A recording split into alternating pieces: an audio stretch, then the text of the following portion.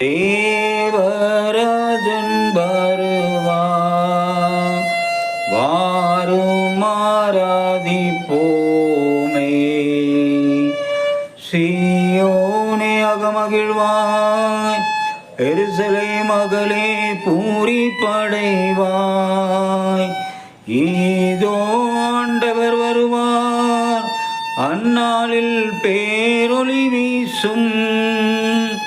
மலைகள் இன்பம் துளிர்க்கும், குன்றுகள் பாலும் தேனும் பொழியும். ஏனெனில் மாபெரும் தீர்க்கதரிசி வருவார், அவர் எருசலேமை சீராக்குவார். தேவராஜன்